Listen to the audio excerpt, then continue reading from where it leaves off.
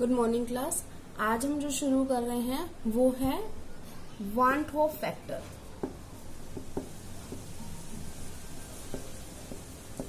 Want hope factor क्यों आया light में, उसे समझने के लिए पहले आपने जो न्यूमेरिकल के थे उनको एक बार याद रखना पड़ेगा। जो न्यूमेरिकल थे उनमें आपने मोलर मास कैलकुलेट किया था, और जो मोलर मास कैलकुलेट किया था आपने कोलिगेटिव प्रॉपर्टी की मदद से, वो आपका ऑलमोस्ट सबका सही आना चाहिए। लेकिन कुछ केसेस के अंदर, जैसे कुछ आयनिक, जो जितने भी आयनिक सॉलिड्स हैं, आयनिक होते हैं, जैसे फॉर एग्जांपल हमने NaCl का कैलकुलेट किया, इसका वो नहीं आया जो उस मोलर मास उसका एक्चुअल में होता है। तो इसका कितना आया, उसका लगभग उससे बहुत ज्यादा कम आया, हाफ आया एक्चुअली। तो लेस देन वैल्यू आई जो उसकी ट्रू वैल्यू है उससे। तो एक्चुअल में मान लो इसकी वैल्यू आई थी कितनी होगी इसकी, 23 प्लस में 35.5, तो कितना हो गया, ये इसकी एक्चुअल वैल्यू क्या है 58.5 U, बट इसकी जो आई वो लगभग इससे हाफ आई। ठीक है ना। तो इसका मतलब जो मोलर मास कैलकुलेट किया गया वो अप्रोक्सीमेटली कितना आया, वो अप्रोक्सीमेटली आया इतना आया, अप्रोक्सीमेटली बता रही हूँ। तो इसका मतलब इस वैल्यू से तो लेस आ रही है। ठीक है। दूसरे केस में क्या हुआ, हमने लिया एसिटिक एसिड। एसिटिक एसिड जो है, एसिटिक एसिड के अंदर जो वैल्यू आई, वो जो वैल्यू इसकी फॉर एग्जांपल आप कैलकुलेट कर लो अभी। एक्चुअल में वैल्यू इसकी कितनी है, एक्चुअल मास इसका कितना है, एक्चुअल मास है इसका कार्बन 12, 3, 12, 16 दूनी 32 और एक हाइड्रोजन। ये हमने कैलकुलेट कर लिया 6 और 12 और एक 13, 12 और 3 हाइड्रोजन के लिए, एक 12 इसके लिए, और ऑक्सीजन 32। बेटा ये लिखना नहीं है, ये मैं आपको कैलकुलेट करके दिखा रही हूँ। एक हाइड्रोजन के लिए, और ये हो गया हमारा 6, 7, 8, 9, 10 और 4, 5, 60 आया अप्रोक्स। ठीक है। तो हमारा जो एक्चुअल मास है वो अप्रोक्सीमेटली कितना है, 60 है। बट एक्चुअल जब इसने कैलकुलेट किया, किसने, कोलिगेटिव प्रॉपर्टी से जो कैलकुलेट वैल्यू आई वो अप्रोक्सीमेटली इससे डबल आई, 120 U के अप्रोक्स आई। तो ये क्या हो रहा है, ये क्यों हो रहा है, इसके लिए ये वांट ऑफ फैक्टर आया। किसके लिए आया है, जो अबनॉर्मल मास आ रहे हैं। अबनॉर्मल मास मतलब जो मोलर मास आप कैलकुलेट कर रहे हो वो वैल्यू अलग आ रही है ना आपके नॉर्मल मास से। नॉर्मल का मतलब जो आपकी ऑब्जर्व एक्चुअल वैल्यू है, और अबनॉर्मल मतलब जो एक्चुअल नहीं है, जो गलत आ रही है, जो या तो कम आ रही है या ज्यादा आ रही है। तो ये होता है अबनॉर्मल मोलर मास। तो abnormal molar mass ionic compound के लिए वैल्यू लेस आ रही है, जो इस टाइप के कंपाउंड है उनके लिए ज्यादा आ रही है। तो ये क्यों आ रही है, इसको समझने की कोशिश करेंगे। तो इसको अगर समझने की कोशिश करेंगे तो सबसे पहले आपको ये समझना पड़ेगा कि कोलिगेटिव प्रॉपर्टी वैल्यू कैलकुलेट किसके हिसाब से करती है। कोलिगेटिव प्रॉपर्टी जो होती है जब भी कैलकुलेशन करती हैं वो किसके हिसाब से करती हैं, नंबर ऑफ सॉल्यूट पार्टिकल्स के हिसाब से। ठीक है ना, इतना बात ध्यान रह जाएगी। तो हम बोल रहे थे कि जो कोलिगेटिव प्रॉपर्टी है वो किस बात पे डिपेंड कर रही है, नंबर ऑफ सॉल्यूट पार्टिकल्स पे। इतनी बात समझ में आ गई। फॉर एग्जाम्पल हमने NaCl लिया, उसको पानी में घोल दिया, तो ये क्या हो गया, Na plus aqueous plus chloride aqueous. ठीक है ना, घुल गया वो। लेकिन अगर आपको ध्यान हो कि अब पार्टिकल की संख्या कितनी हो गई, डबल हो गई, क्योंकि पहले क्या था, सिर्फ NaCl। तो हमने तो इसको टोटल मार के 58.5 निकाल दिया था, पहले आपने अभी थोड़ी देर पहले निकाला था।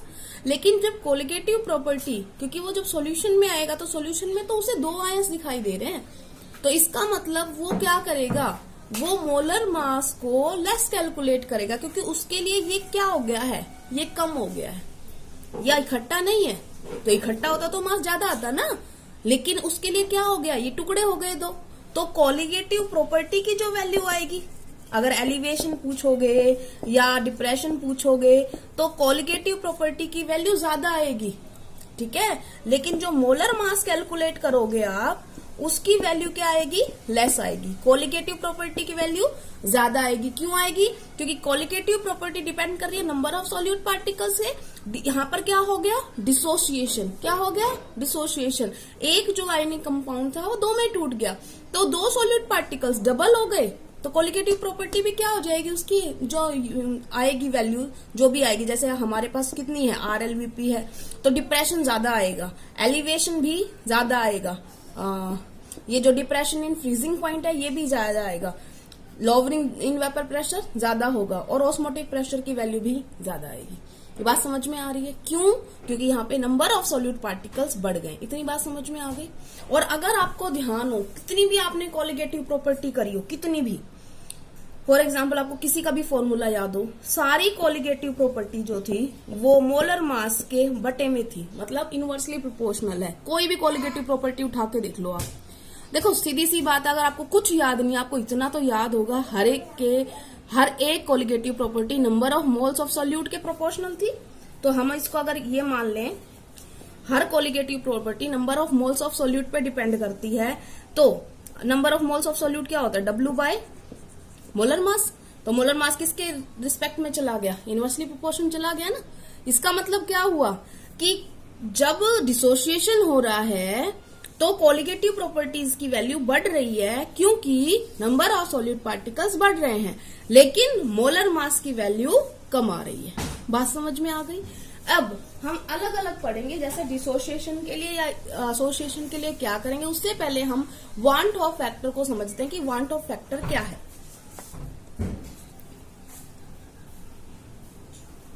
जो वांट ऑफ फैक्टर है,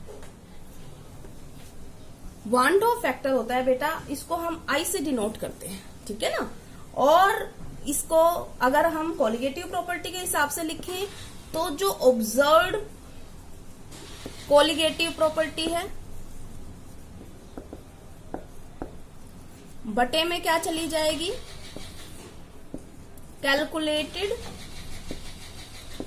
कोलिगेटिव प्रॉपर्टी।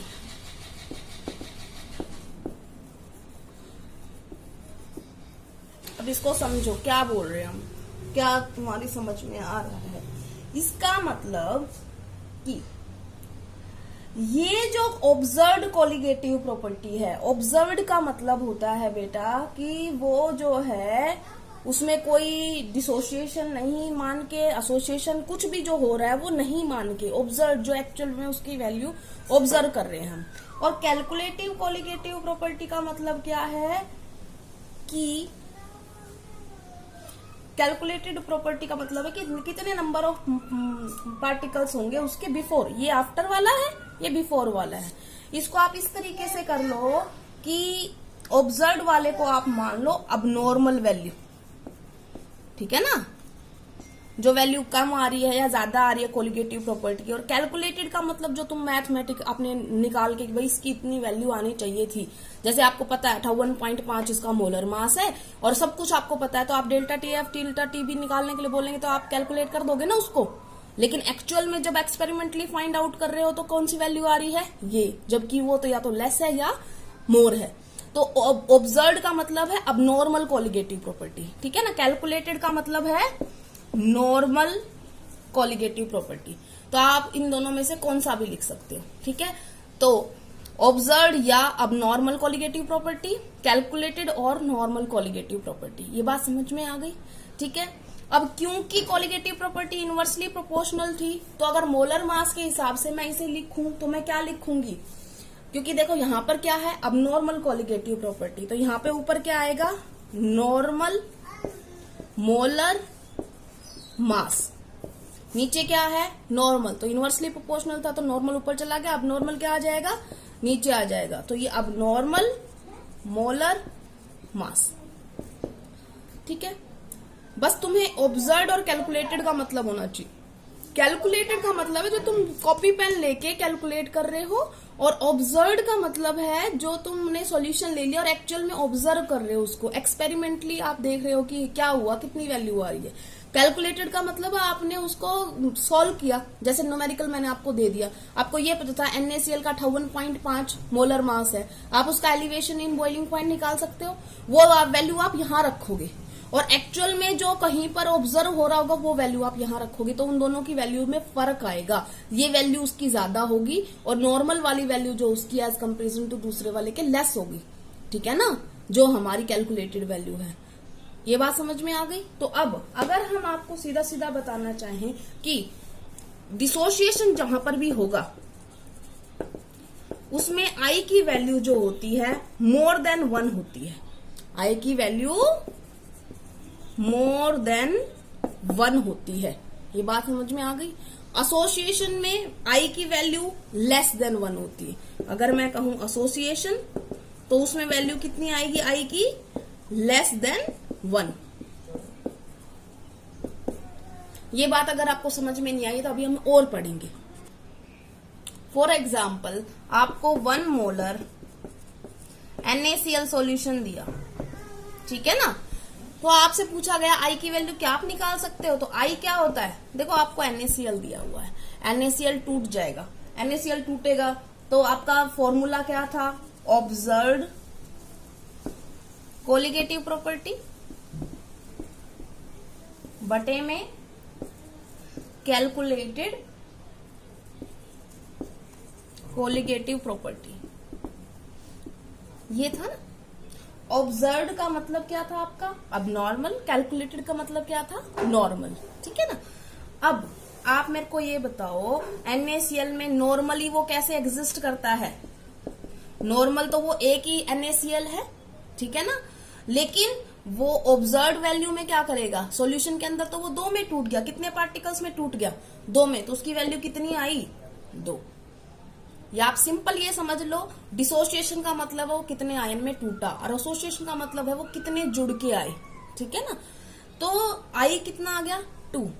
अगर इसी तरीके से मान लो मैं दूसरा सॉल्यूशन लूं और आपसे पूछूं कि 1 molar aluminium sulphate solution provided है और 1 मोलर NaCl सॉल्यूशन जो ऊपर दे रखा है वो प्रोवाइड है, किसके अंदर, एलिवेशन इन बॉइलिंग पॉइंट या डिप्रेशन इन फ्रीजिंग पॉइंट, या किसी भी कोलिगेटिव प्रॉपर्टी को पूछ लूं कि किसके अंदर ज्यादा एलिवेशन होगा या डिप्रेशन होगा या लोवरिंग इन वेपर प्रेशर होगा या किसका ऑस्मोटिक प्रेशर ज्यादा होगा, तो जिसकी आई की वैल्यू जितनी ज्यादा होगी उसकी कोलिगेटिव प्रॉपर्टी की उतनी ही वैल्यू ज्यादा आने वाली है ना। तो इसमें आई की वैल्यू कितनी है, उसकी तो हमने निकाल दी थी, उसकी कितनी आई थी, 2 आई थी। इसके देखो कितने आयंस बनेंगे, 2 तो एल्युमिनियम ने बना दिए और 3 सल्फेट के, कितने आयन बन रहे हैं, 5। तो इसका मतलब इसकी आई की वैल्यू क्या आएगी, 5। जितने आयंस उतनी आई की वैल्यू, याद रह जाएगा। तो डिसोसिएशन तो सिंपल है, क्या रखना है कि जितने आपको उसके फॉर्मूले में आयंस दिखे उतने आप उसके आई की वैल्यू लिखाओ, ठीक है। तो अब आपसे मैं क्वेश्चन पूछूंगी, उसका जवाब आपने देना है। आपको 1 मोलर NaCl दे रखा है, 1 मोलर MgSO4 दे रखा है, 1 मोलर K2SO4 दे रखा है और 1 मोलर Al2SO4 की थ्राइस दे रखा है, और आपसे पूछा है बताओ किसके अंदर एलिवेशन सबसे ज्यादा होगा, एलिवेशन इन बॉइलिंग पॉइंट। तो एक बार देखो इसको, इसके कितने पार्टिकल, आई की वैल्यू कितनी आएगी, 2, इसके 2, इसके 3, इसके 5, 2 और 3 5। तो सबसे ज्यादा एलिवेशन किसके अंदर आएगा, इसके अंदर। समझ में आ गया। चाहे कोई डिप्रेशन इन फ्रीजिंग पॉइंट पूछे, कोई एलिवेशन पूछे तो ये है, ठीक है। इतना समझ में आ गया, ठीक है। अब एसोसिएशन के लिए बात करते हैं। एसोसिएशन में उल्टा काम है। अब डिसोसिएशन में तो बढ़ रही है संख्या, एसोसिएशन में क्या होगा, जैसे फॉर एग्जांपल हमने एसिटिक एसिड बोला था कि एसिटिक एसिड के साथ क्या हो रहा है, उसकी वैल्यू जो आ रही है मोलर मास की वो ज्यादा आ रही है, जबकि एक्चुअली उसका इतना है नहीं, उसका एक्चुअल में 60 है बट उसकी वैल्यू कितनी आ रही है, 120। तो इसी की वैल्यू को लिख लेते हैं, ये है नॉर्मल वैल्यू, ये है अब नॉर्मल वैल्यू। आई की वैल्यू क्या थी, आई की वैल्यू थी मोलर मास के हिसाब से नॉर्मल मोलर मास बटे में अब नॉर्मल, तो ये कितनी है नॉर्मल वैल्यू 60। अब नॉर्मल कितना है 120, कितनी आई 1/2। इसका मतलब क्या है, इसका मतलब ये है कि हुआ क्या है, इसके अंदर एसोसिएशन के अंदर 2 मॉलिक्यूल्स थे, वो उन्होंने हाइड्रोजन बॉन्डिंग बना ली, ठीक है। और हाइड्रोजन बॉन्डिंग बना के वो ऐसे रह रहे इकट्ठे। डाइमर, डाइमर सुना होगा ना आपने, क्या होता है डाइमर? क्या होता है? डाइमर होता है जो दो यूनिट हमेशा एक साथ रहती है। तो इनके बीच में हाइड्रोजन बॉन्डिंग बन गई और ये दोनों एक दूसरे के साथ हमेशा रह रहे हैं। अब ये रह रहे हैं तो वो तो कोलिगेटिव प्रॉपर्टी तो कैलकुलेट किसके हिसाब से कर रही है? कितने पार्टिकल्स हैं, तो पार्टिकल्स की संख्या तो कम हो गई ना। हुआ क्या है, तुम्हारी क्लास में 32 बच्चे हैं, ठीक है, लेकिन हर बच्चा अपने एक जोड़ीदार के साथ रहता है, ठीक है ना। तो हर एक का जोड़ीदार है, तो तुम्हें अगर जोड़ियां पूछनी होंगी तो कितनी बताओगे तुम? 16, ठीक है।